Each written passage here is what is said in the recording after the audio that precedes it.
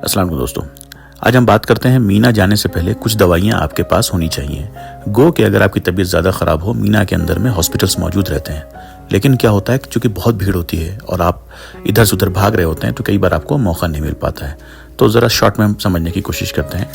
पहले भी बात आ चुकी है, गर्मी बेइंतहा होती है तो चांसेस होते हैं हीट स्ट्रोक, हीट एग्जॉस्शन यानी थकान की वजह से और गर्मी की लगने की वजह से आपकी तबीयत ख़राब हो सकती है। खूब पानी पी के चलें, बीच बीच में पानी पीते रहें। बहुत बेहतर हो कि इलेक्ट्रोल पाउडर का एक घोल बना के रखें और उसको बराबर पीते रहें। चूँकि आप खुले मैदान में होते हैं तो आप छाते का इस्तेमाल ज़रूर से करें, बड़े छाते का इस्तेमाल करें। बीच बीच में रुक जाएं। कई बार हम लोगों को लगता है ना चलते चले जा रहे हैं, उसमें थकान बहुत बढ़ जाती है। बीच बीच में रुक जाएं। वहाँ पे पानी के कई मौजूद होते हैं, बड़े बड़े पंखे जिससे थोड़ा थोड़ा पानी आपको निकलता रहता है, वहाँ पे रुक जाएं। अपने अहराम पे पानी डाल लें, अपने सर पे पानी डालते रहें बराबर। ये सब चीज़ें, कुछ चीज़ें करते रहें। कुछ अलार्मिंग सिम्टम्स होते हैं हीट एग्जॉस्शन के। आपका पेशाब बंद हो जाए, आपको बेइंतहा घबराहट होने लगे, हार्ट बीट आपकी गड़बड़ाने लगे, आपको लगे कि अब जो है सर फटा जा रहा है दर्द से, या बिल्कुल एक ऐसी कैफियत कि अब जान चली जाएगी, वैसी हालत में फिर आप चलना छोड़ के आप किसी मेडिकल का हेल्प लें। वहाँ पे मेडिकल फैसिलिटीज़ अवेलेबल रहती हैं। पेन, दर्द एक ऐसी चीज़ है कि हर इंसान को कभी ना कभी होता रहता है। तो कुछ चीज़ें दर्द के मुतालिक समझ लीजिए। कुछ दर्द तो थकान की वजह से हो जाएगा, क्योंकि आप इतना चलेंगे कि थकान की वजह से होगा। उसको आप सिंपल पैरासीटामोल की दवा से आप जो है उसको ठीक हो जाता है। यानी आप बहुत चले, आपका पैर दर्द कर रहा है, आपने दवा ले ली तो वो उतना बड़ा मसला नहीं है। बदन हाथ में दर्द हो रहा है, वो आपने हल्की फुल्की दवा ले ली। उसके बाद एक बात आती है कि पेट में दर्द। कुछ लोग स्टोन की शिकायत रखते हैं, यानी जिनको बराबर स्टोन होता है, किडनी में स्टोन होता है या गॉल ब्लैडर में स्टोन होता है, जिनको मालूम है कि हमको बराबर इस टाइप का दर्द होता है, तो वो लोग एटलीस्ट 2 तरह की दवाइयाँ ज़रूर लेके चलें। एक ऐंठन की दवा की जो ठीक होती है, जैसे बस्कोपैन से आता है, जो ऐंठन वाली दर्द होता है उसको ठीक करती है। ऐंठन वाला दर्द क्या होता है, यानी ऐसा लगे कि अंदर से कोई आपको ऐंठ रही है कोई चीज़। जैसे औरतों को मेंस्ट्रुअल पेन में कई बार होता है, या कई बार किडनी के स्टोन्स में इस तरह का पेन होता है, वो रखें। प्लस डाइक्लोफिनेक रखें।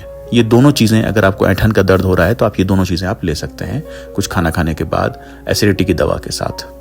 और अगर आपको सिंपल पेट में दर्द हो रहा है तो आप जो है सिर्फ डाइक्लोफिनेक ले सकते हैं। तो यानी कि दर्द की दवा के लिए आपको 2 चीज़ें रखनी है, एक तो एंटीस्पाज्मोटिक जैसे बस्कोपैन, प्लस डाइक्लोफिनेक भी रखिए।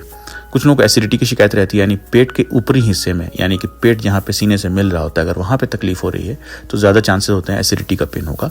तो ओमेप्राजोल, पेंटाप्राजोल या कोई भी चीज़ इस तरह की मिल जाए एसिडिटी की दवा, वो भी आप ज़रूर लें।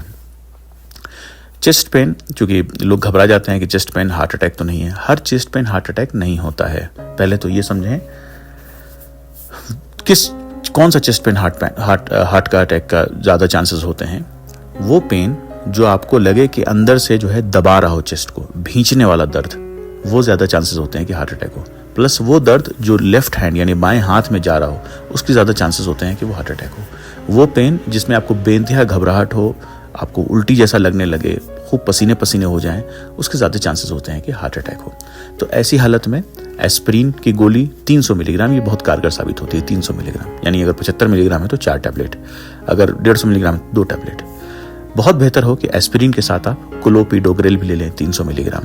ये 2 चीज़ें प्लस फैट कम करने की दवा, चर्बी कम करने की दवा होती है स्टैटिन 80 मिलीग्राम। ये तीनों चीज़ें अगर ले ली जाएँ तो अगर ये वाकई हार्ट अटैक है तो काफ़ी चांसेस होते हैं कि उस टाइम आपको कंट्रोल कर देगा। जब भी अगर ऐसा सीने में दर्द हो, आप ये दवा लेने के बाद वहीं बैठ जाएं, आपको चलने की ज़रूरत नहीं है। फिर फ़ौरन अपना मेडिकल हेल्प को आपको कॉल करना है। तो ये आप ले सकते हैं। जैसे मैंने कहा कि हर चेस्ट पेन हार्ट अटैक नहीं होता है। कुछ चेस्ट पेन क्या होता है, मस्कुलर पेन होता है। क्योंकि आप इतना चलेंगे, भागेंगे, दौड़ेंगे, तो वो पेन जो आपके मूवमेंट से आगे पीछे हो, यानी आप दाहिने मुड़े बढ़ गया, बाएं मुड़े कम हो गया, झुके बढ़ गया, कम हो गया, जो पोस्चर से रिलेटेड पेन होता है वो यूजुअली हार्ट अटैक नहीं होता है। तो ये जो है समझने की ज़रूरत है। हर पेन हार्ट अटैक नहीं है, लेकिन अगर अब आपको लगे कि हार्ट अटैक हो रहा है तो आपको फ़ौरन दवा लेनी चाहिए और फ़ौरन जो है मेडिकल हेल्प कॉल करना चाहिए। रेस्पिरेटरी इन्फेक्शन यानी चेस्ट का इन्फेक्शन बहुत कॉमन है। फ्लू लगभग सबको हो जाता है, चूँकि इतनी भीड़ होती है। तो एहतियात आपको भी बरतना है। जिसको फ्लू हो जाए उसको ये एहतियात करना है कि दूसरों से हाथ ना मिलाए, खुद मास्क पहने। ये हम लोग कोरोना के टाइम में सीख चुके हैं। दूसरों से हाथ नहीं मिलाएं, दूसरों से थोड़ा सा दूरी मेंटेन करें।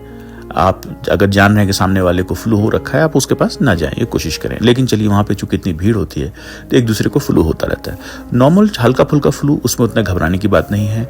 आप थोड़ा बहुत पैरासिटामोल की टैबलेट लेंगे, बदन हाथ में दर्द कम होगा। सेट्रेजिन की गोली ले लेंगे, उससे आपकी छींक वगैरह कम हो जाएगी। अलार्मिंग सिम्टम्स क्या होते हैं? अलार्मिंग सिम्टम्स का मतलब कि आपको जो है फ़ौरन मेडिकल हेल्प की ज़रूरत है। वो आपके सिम्टम्स कुछ इस तरह से हो सकते हैं, जैसे आपको सांस लेने में दिक्कत होने लगी, सांस लेने में आपको दर्द होने लगा, सांस का रेट बहुत ज़्यादा है। आप देख रहे हैं कि नॉर्मली हम लोग 14 बार लगभग सांस लेते हैं, वो 30 मरतबा हो रहा है 1 मिनट से ज़्यादा। उसके बाद आप देख रहे हैं कि ये जो मसल्स होते हैं ना, गर्दन की जो मसल्स, ये भी चल रही है सांस लेने में, या ये नाक जो है ये भी ऊपर नीचे हो रहा है सांस लेने में। तो इसका मतलब कि आपको डिस्ट्रेस है, इसको कहते हैं रेस्पिरेटरी डिस्ट्रेस हो रहा है, या आपको सांस खींच के लेना पड़ रहा है, यानी कि आपको सांस लेने में वाकई दिक्कत हो रही है। आप पूरा जुमला नहीं बोल पा रहे हैं, आप हफ जा रहे हैं। तो ये सब अलार्मिंग सिम्टम्स होते हैं। इसमें आपको फ़ौरन जो है हॉस्पिटल का रुख करना है। अगर हल्का फुल्का फ्लू हुआ, 3-4 दिन 5 दिन रह गया, उसके बाद खांसी में तब्दील हो गया, बुखार आ गया, तो आप कुछ एंटीबायोटिक्स अपने पास रख सकते हैं और वो फिर स्टार्ट कर सकते हैं। पहले बहुत से लोग पहले दिन से एंटीबायोटिक लेते हैं, वो गलत है। 3-4 दिन गुजर जाएं, आपको बुखार आने लगे और खांसी होने लगे तो फिर आप एंटीबायोटिक्स ले सकते हैं। बहुत सारे एंटीबायोटिक्स हैं, जैसे अगर आप 1 डे डोज लेना चाहते हैं तो एजिथ्रोमाइसिन एक बहुत अच्छी दवा है, वो आप रख सकते हैं अपने साथ।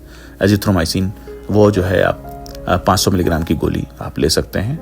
अमूमन 3 दिन में ठीक हो जाता है, लेकिन 5 दिन तक लिया जा सकता है, रोज़ एक गोली। या फिर आप ऑगमेंटिन के भी टैबलेट रख सकते हैं। तो ये चीज़ है। बाकी इसके कमेंट बॉक्स में अगर आपको कोई ज़रूरत पड़े, खुदा न खास्ता, आप मैसेज करें, शायद आपको अगर वक्त मिला तो आपको जवाब दे दिया जाएगा। अगर SpO2 आपके कैंप में मौजूद होता है, ऑक्सीजन सैचुरेशन देखने वाली मशीन, अगर वो भी कम है तो एक अलार्मिंग सिम्टम होता है। खैर, उसके बाद आप आइए, जो लोग डायबिटीज़ के मरीज़ हैं अपनी दवा जो है चालू रखेंगे। बस ये ध्यान रखें कि जिस दिन आपको मीना मुज़ल्फ़ा या अराफात का जो सफ़र करना है, अगर आपको लगे कि खाना आपको नहीं मिलेगा तो दवा छोड़ देना उस दिन बेहतर है, या दवा का डोज कम कर देना बेहतर है। क्योंकि शुगर का कम होना ज़्यादा ख़तरनाक होता है, जानलेवा हो सकता है एज़ कम्पेयर टू शुगर का बढ़ जाना।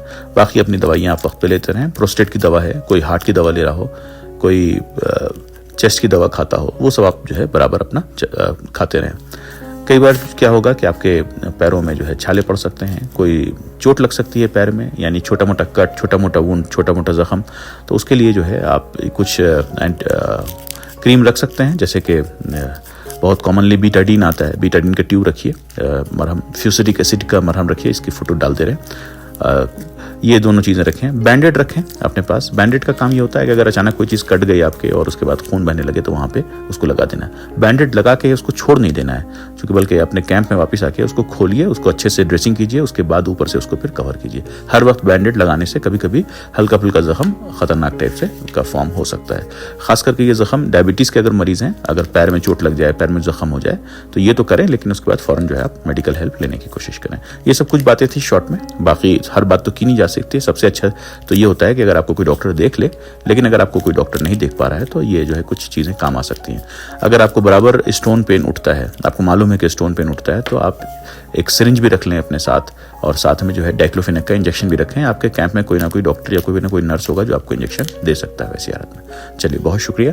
आज आप लोगों का कबूल हो इंशाल्लाह। अस्सलाम वालेकुम।